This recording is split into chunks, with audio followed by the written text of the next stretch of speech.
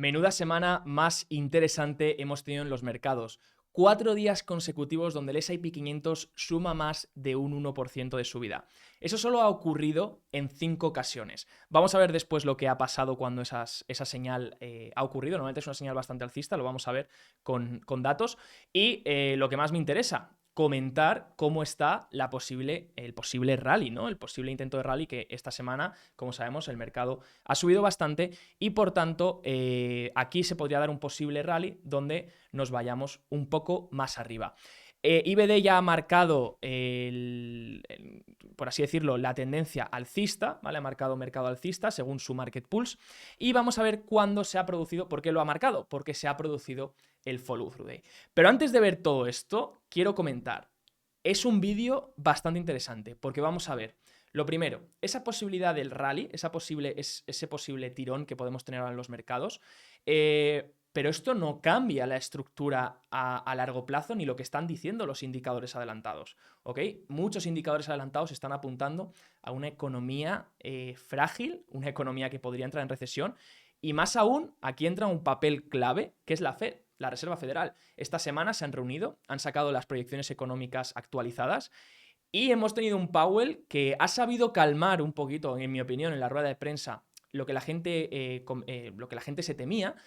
Vamos a comentar todo lo que han hecho, todo lo que han dicho, porque recordemos que han subido tipos de interés por primera vez desde el 2018.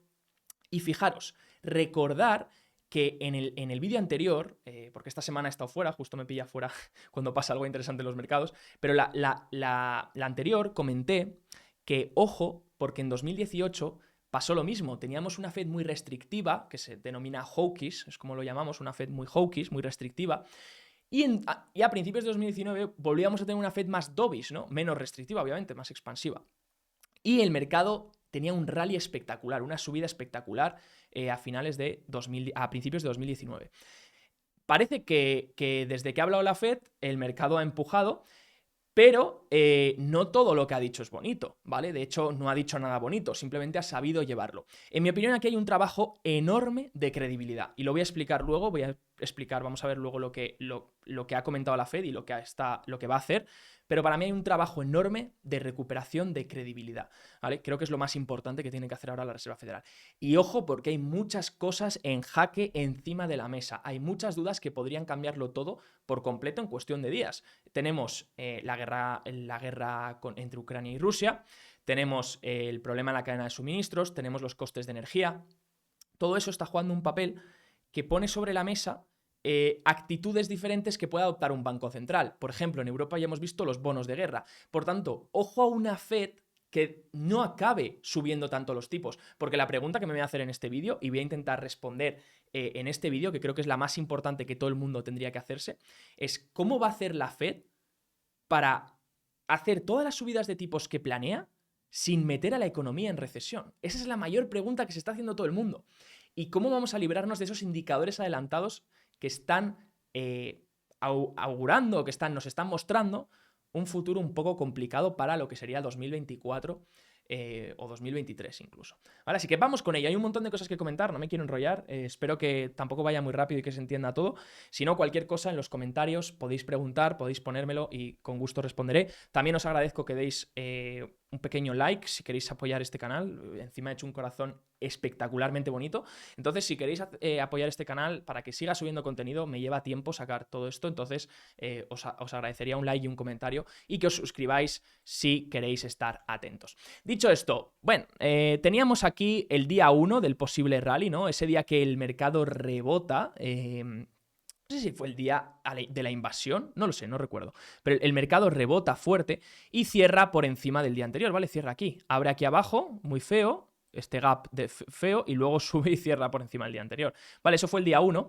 A partir del día 1 no se perdieron los mínimos del día 1. Los mínimos del día 1 son estos, no se perdieron los mínimos. Por tanto, aquí lo que había que esperar es al follow through day. El follow through day es un día de subida de más del 1,5%, ¿vale? O más. Y con un volumen superior al día anterior, ¿vale? A n-1, sería el volumen del día anterior, ¿vale? El volumen de n superior al volumen de n-1. En este caso, el follow through day normalmente tiene que llegar entre el día 4 y el 10, lo más normal, desde el día 1, ¿vale? Que sería este. No llegó, ¿vale? Y ha llegado el día 15, que fue el miércoles pasado, ¿vale? Que es esta vela de aquí. Entonces, a partir de aquí, pues el mercado se ha vuelto en uptrend, se ha puesto en confirmed uptrend, en tendencia alcista, y esto es un market pulse que hace IBD y hace William O'Neill, que si queréis saber cómo funciona en detalle, tenéis el vídeo en el canal, ¿vale? Porque a lo mejor alguno está diciendo, ¿qué me está contando este tío? Tenéis el vídeo en el canal donde se explica en detalle cómo funciona este indicador, ¿vale? Así que bueno, a partir de ahora también me gusta que se ha roto esta tendencia bajista. Por tanto, veremos a partir de ahora. Pero hay muchas cosas, más que los gráficos, hay muchas cosas que quiero mirar. Vale, lo primero, mucha gente está compartiendo esta gráfica donde hablamos de eso, hablamos de los 4 días de ganancia máxima, ¿vale? 4 strong days, que es raro, ¿vale? Solo ha ocurrido 5 veces en la historia, estas son las 5 veces que ha ocurrido, donde el S&P 500 se ha hecho durante 4 días consecutivos un 1% más de un 1% de ganancia, ¿vale? Y con un retorno en 4 días bastante elevado, ¿vale? Veis aquí los retornos. En este caso, el de 2022 ha sido el más bajito de todos, sí que es verdad que en otros años tuvimos retornos. En el año 2020, por ejemplo, justo pillaba ya finalizando la corrección de 2020, justo cogía en mayo, finalizando el mercado ese tan trágico de 2020, y había un rebote de 7,4% en 4 días, ¿vale? ¿Qué ha pasado cuando esto ha ocurrido en el mercado? Bien, de media a un mes, 3 meses, 6 meses y 12 meses vista, de media, pues la rentabilidad, en todos los casos la rentabilidad ha sido positiva, ¿vale? En los 4 casos, porque este sería el quinto, pero todavía no tenemos datos de qué va a pasar, ha sido positiva con una media a 12 meses vista de retornos del 28%. ¿Por qué creo que esto es así? Bien, porque estos grandes retornos solo ocurren en un entorno de alta volatilidad. Y un entorno de alta volatilidad tiende a estar asociado a un mercado bajista, a un mercado de corrección. Y normalmente, pues, en mercados de corrección es donde vamos a tener los mayores rebotes, ¿vale? Siempre, porque hay mucha sobreventa, hay mucha cobertura, y ahí es donde los squeeze se pueden producir, que es donde aprietas a la gente que está en corto y tiene que deshacerse de las posiciones, ¿vale? Entonces ahí es donde más retornos podemos siempre obtener, pero claro, también son los más peligrosos, porque ¿quién se va a meter en el mercado en ese momento? Quería enseñaros, esto es la encuesta del cash, ¿vale? El efectivo, la media de efectivo en porcentaje sobre los activos gestionados, AUM's Assets Under Management, sería sobre el total de los activos gestionados, y cómo va este nivel, ¿vale? Fijaros que a más alto sea el porcentaje, más efectivo tienen estos managers de fondos. Entonces, más miedo tienen, porque no quieren invertir en el mercado, ¿no? Tienen más miedo y, por tanto, acumulan más efectivo porque no quieren hacer nuevas aportaciones. Normalmente es una señal contraria alcista, porque fijaros que en lo que es abril 2020, también los niveles estaban muy altos, en octubre 16, y normalmente ha coincidido con suelos de mercado. ¿Por qué? Porque también el tener mucho efectivo en las líneas te permite salir rápido a comprar. Entonces, en cuanto hay buenas noticias o el mercado está empujando, ojo a todo este efectivo que pueda entrar en el mercado y pueda generar más subidas. También el sentimiento es muy negativo, ¿vale?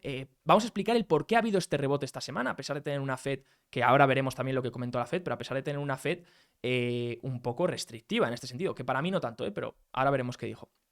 Lo importante es, ¿qué haces cuando el sentimiento es tan pesimista? Porque fijaros, comentábamos hace unas semanas que el porcentaje de bajistas era superior al 53 puntos, superior al 50%, eso es súper alto, ¿vale? Y fijaros que ahora se actualiza esta semana y sí, ha bajado un poco, pero sigue casi cerca del 50%. 50% de la gente está bajista y solo un 22% está alcista. Eso es muy, muy pesimista, ¿vale? Entonces la gente tiene miedo y la gente está muy pesimista. Fijaros, ¿cómo hace la gente cuando está pesimista? ¿Qué es lo que hace? Abre cobertura en sus posiciones de acciones porque tiene miedo a que el mercado se vaya a la mierda. Entonces lo que hacen es que cubren esas posiciones.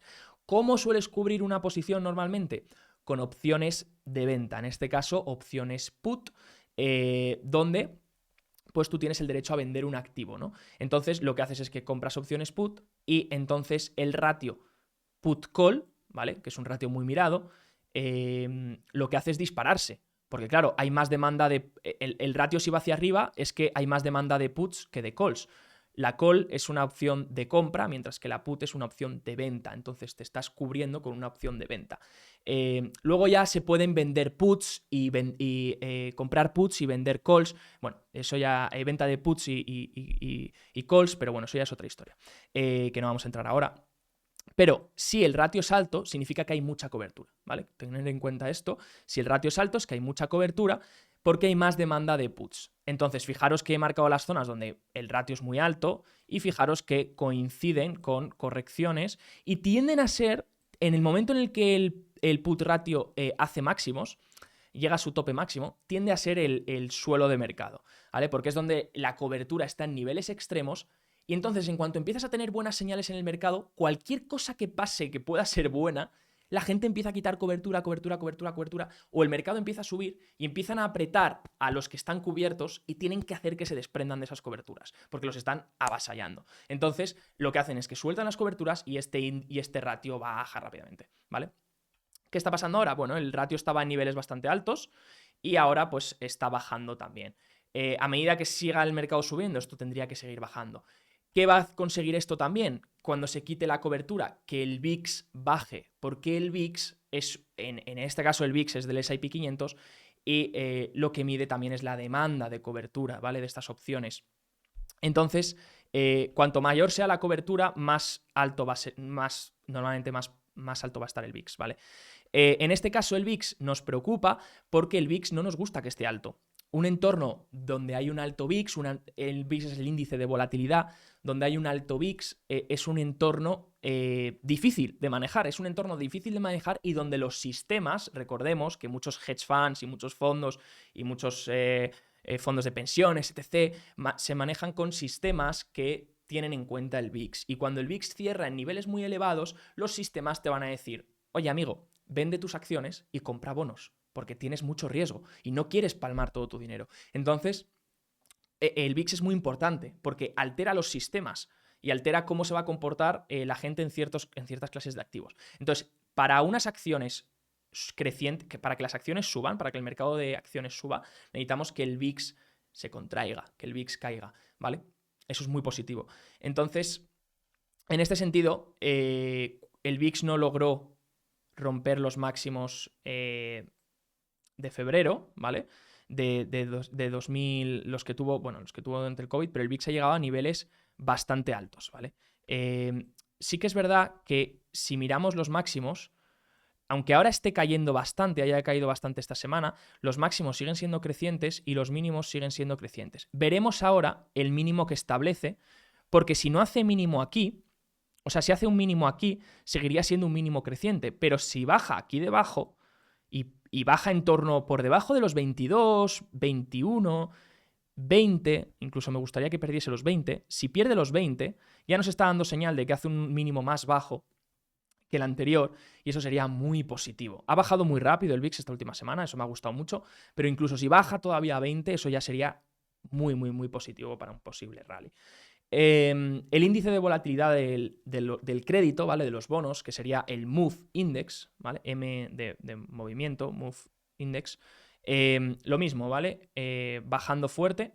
Así que en este no vamos a prestar detalle, no hace falta tenerlo tan en consideración, pero bueno, el mercado de crédito es importante y entonces nos gusta una volatilidad más contraída también en el mercado de crédito. Entonces, si pierde este soporte de aquí, sería bastante positivo y que vuelva a estas zonas, ¿vale?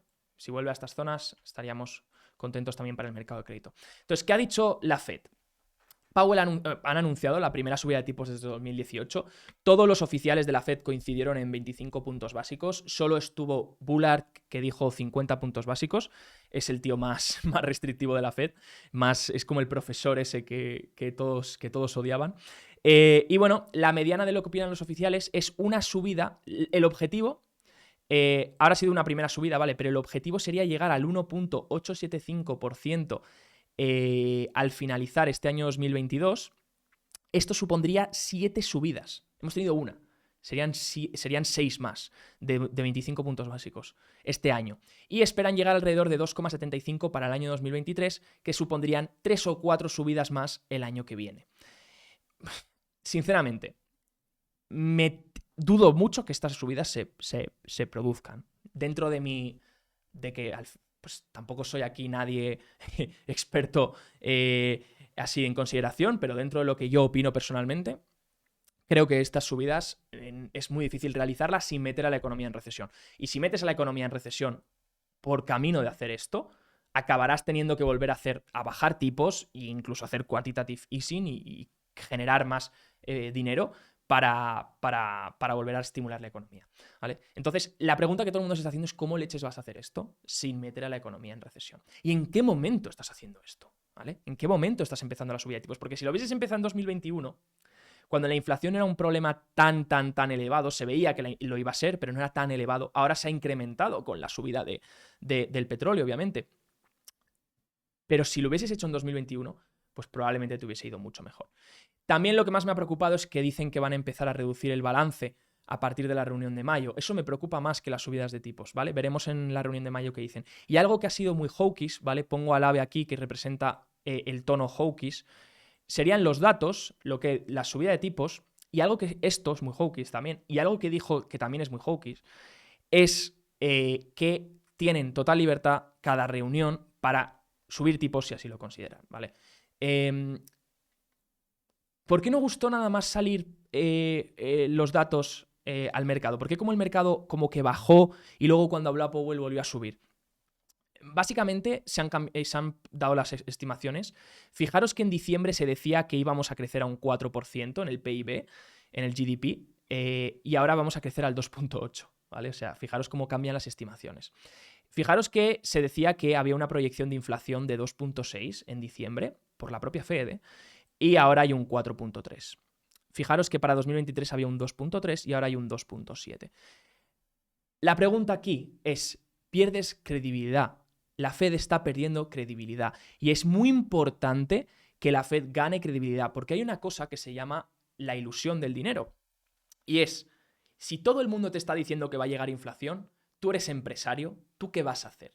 Tú vas a subir precios, incluso si no te está afectando todavía los costes, tú vas a subir precios porque estimas una subida de precios a futuro. Entonces todo el mundo te lo está vendiendo, te lo están diciendo en las noticias, te lo estás viendo en Twitter todo el día, te lo están diciendo todo el rato. Entonces, ¿qué vas a hacer? Subir precios. Y eso genera, estás subiendo precios sin que todavía te haya afectado a ti, pero eso genera una rueda que incluso haya inflación o no la haya, creas tú mismo inflación, porque estás subiendo precios todo el rato. Entonces, es importante tener una Fed muy creíble, con mucha credibilidad, para que esto no vaya más. Que realmente la Fed, si dice que la inflación va a parar, que realmente la gente lo crea. Y por ahora no le han creído, no les están creyendo, porque cada vez cambian sus proyecciones, porque cada vez dicen que no hay inflación y que es transitorio y cada vez van dándose cuenta que no es tanto, ¿no? Entonces tienen un peligro con eso, tienen una alta responsabilidad con eso, que es recuperar la credibilidad. Lo importante fue que en la reunión, o sea, en la rueda de prensa, le preguntaron, claro, aquí hay un problema muy grande, y es, baja el crecimiento, ¿vale? Estás diciendo que va a bajar el crecimiento y estás diciendo que la inflación sube. ¿Qué entorno económico nos espera en esa situación? Esta inflación. Esta inflación es el peor entorno económico de todos y es cuando tienes alta inflación, precios altos y encima no tienes crecimiento económico, tienes decrecimiento económico. Entonces, decreces y encima los precios te suben. Eso es horrible para la economía. Pensadlo por un momento. Imaginad que la economía, el consumo no sube, la gente no consume, todo se va para abajo, las empresas quiebran, pero es que encima los precios te suben. Es que encima vas al supermercado cada semana y tienes que pagar más por la comida. Es un entorno horrible. Es lo peor que puede pasar. O recesión, que sería decrecer, ¿vale? En el PIB. Entonces, Powell obviamente no lo va a decir. Powell no va a decir, dice en rueda de prensa que hay una recesión y probablemente el mercado se meta una leche de narices o que ve en peligro de recesión o de estanflación y se metería un mercado de narices. Pero lo puede decir de forma encubierta.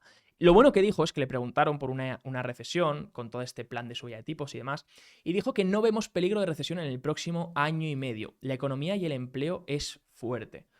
Bueno, eso se lo tomó el mercado como algo dovish, que sería lo contrario a hawkish en este caso, y por tanto el mercado tuvo un bastante buen rally. También la volatilidad después de lo que dijo Fed, después de tener ya la conclusión de la Fed baja y por tanto las coberturas. Esto ya para los que les gustan las opciones y quieran investigar, hay un delta gamma squeeze, o sea, hay un gamma squeeze, se llamaría, en este sentido, ¿vale? ¿Podrá la Fed subir los tipos de interés y adoptar una política restrictiva sin meter a la economía en recesión? Es una pregunta muy importante. Y todo el mundo está hablando de esto. Y es que la curva de tipos, que de hecho tengo un vídeo en el canal, ¿vale? Otro spam a un vídeo del canal. Pero de verdad, miradlo. Mirad el vídeo porque todo el mundo va a hablar esta semana en la curva de tipos. Ya lo dije en el vídeo Lo grabé hace un mes por eso. Por el objetivo era, sé que la gente lo va a buscar y sé que la gente va a hablar de ello porque se estaba invirtiendo la curva. Y cuando la curva se invierte, no es algo bonito. No es algo bonito y la gente tiene miedo. Fijaros, la curva, rápidamente resumida, para el que no lo sepa, una curva sana, ¿vale? Tendría que tener este aspecto, ¿vale? Parece que es así, pero no lo está, ¿vale? Una curva sana tiene que tener este aspecto, donde abajo tenemos la madurez de los bonos y arriba y a la izquierda tenemos el tipo de interés que pagan. Entonces, en una economía creciente, a un mayor plazo de bonos, a comprar un bono a 40 años o 50 años, te tendría que dar un interés mayor que el que te otorga un bono a 6 meses, ¿vale? Una letra del tesoro a 6 meses o un bono a 7 años, ¿vale? ¿Qué pasa cuando se invierte la curva? Que tenemos algo así. Sería algo al revés. Los bonos de corta duración, de corto plazo, te están dando un interés superior a los de largo plazo. Y eso no es interesante en una economía. ¿Por qué? Porque un banco, ¿vale? Que es la institución que con el Money Multiplier, que esto si queréis y me lo comentáis podemos hacer un vídeo un día, el banco tiene la capacidad de multiplicar el dinero. Bueno, esto ya entramos en otro tema, pero es importante cómo influyen los bancos en el crédito, ¿vale? Fijaros que las personas normales piden préstamos al banco y eso les permite consumir y eso permite que la economía crezca, etc, etc, etc, ¿vale? Es más expansiva.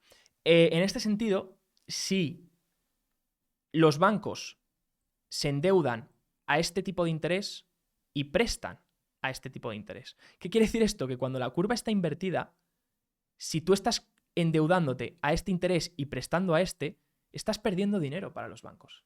No te interesa perder dinero porque tú tienes que coger el dinero a corto plazo y pagas un interés muy alto porque la curva está invertida y los tipos de intereses a corto plazo están muy altos y prestas a tus clientes a intereses a largo plazo. Y eso te hace perder dinero porque, fijaros lo que pierdes.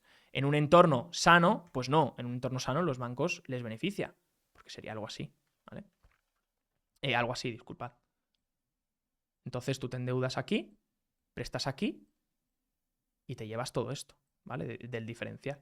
Entonces, ¿cómo mides qué está pasando con la curva? Bien, fijaros que a partir del tramo de 3 años, la curva se está aplanando.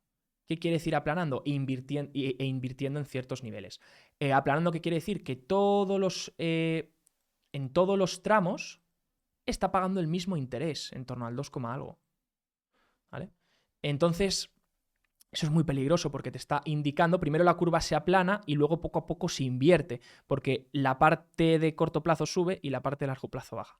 Entonces se invierte. ¿Cómo se puede mirar si se ha invertido la curva? Puedes simplemente coger diferenciales entre un tramo, puedes coger este tramo, por ejemplo, entre el 15 años y el 10 años, lo restas y si es negativo, pues se ha invertido. Significa que la curva tiene un aspecto así.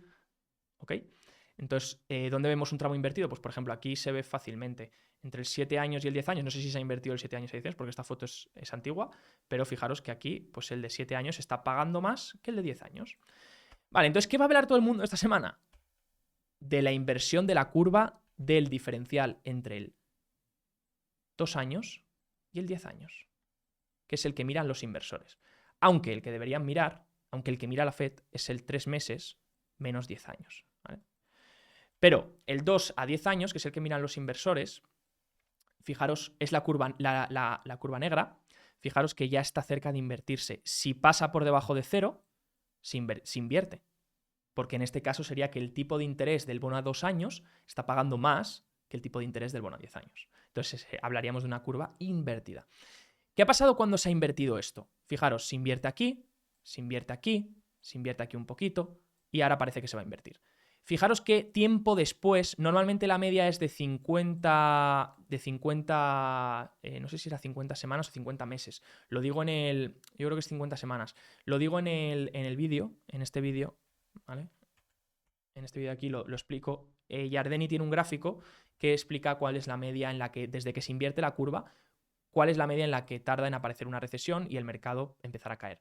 Fijaros que no es instantáneo. Fijaros que cuando el mercado empieza a caer aquí, en la crisis de 2007, la curva ya se había invertido y ya estaba vuelta arriba. Ya estaba aquí otra vez.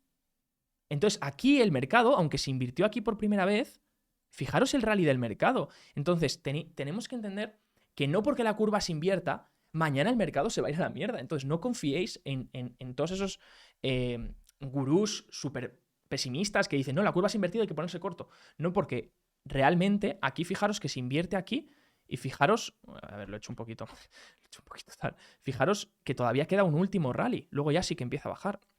Lo mismo pasó durante el COVID. Fijaros, se invierte aquí un poco, pero fijaros el rally que quedó antes de bajar.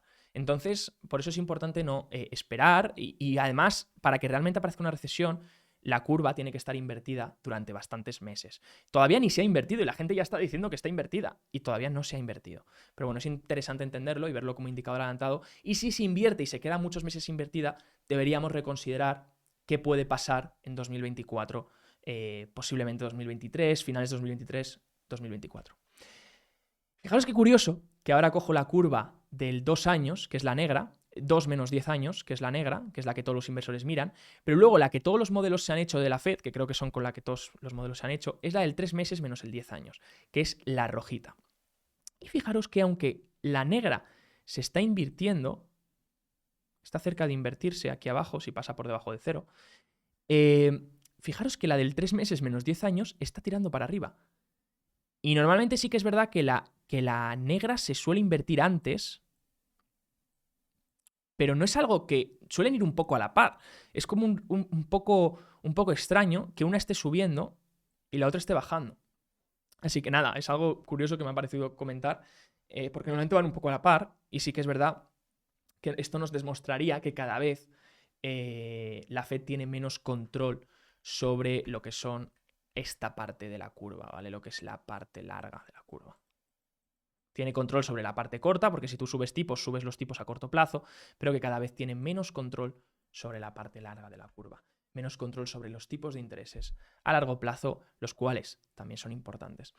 Así que espero que el vídeo te haya gustado. Recordar, mi posición final es sí, hay una serie de problemas que hay que empezar a observar, de los que hay que empezar a hablar, lamentablemente. No me gusta, soy anti hablar de temas de recesiones, de burbujas, de crisis, porque creo que no sirve de nada, solo mete miedo. Pero sí que creo que hay que ser precavidos y saber lo que tenemos delante. Por tanto, en este canal vamos a ir comentando todos los indicadores adelantados que vayan mostrando debilidad o indicadores actuales como pueden ser las ventas retail, como pueden ser o adelantados como puede ser el consumo, pues en este caso la survey que hay del instituto, no me sale en español, del Instituto de Michigan, de la Universidad de Michigan, sobre la expectativa de consumo, el sentimiento del consumidor. Todos esos indicadores los vamos a ir tratando en este canal para entender qué puede pasar y cómo va a hacer los bancos centrales para salvar a la economía de cara al 2023-2024. También seguiremos con el momentum, seguiremos siguiendo lo que está haciendo el mercado a día de hoy y lo importante es que ahora hay signos de que podría establecerse un nuevo rally. IBD ya lo ha marcado como tendencia alcista, entonces pues ojalá tengamos la suerte de volver a máximos históricos en los índices. Ojalá que sí. Nos vemos la semana que viene para comentar mucho más. Un abrazo, si te ha gustado recuerda darle like, suscribirte y cualquier comentario lo puedes dejar ahí abajo.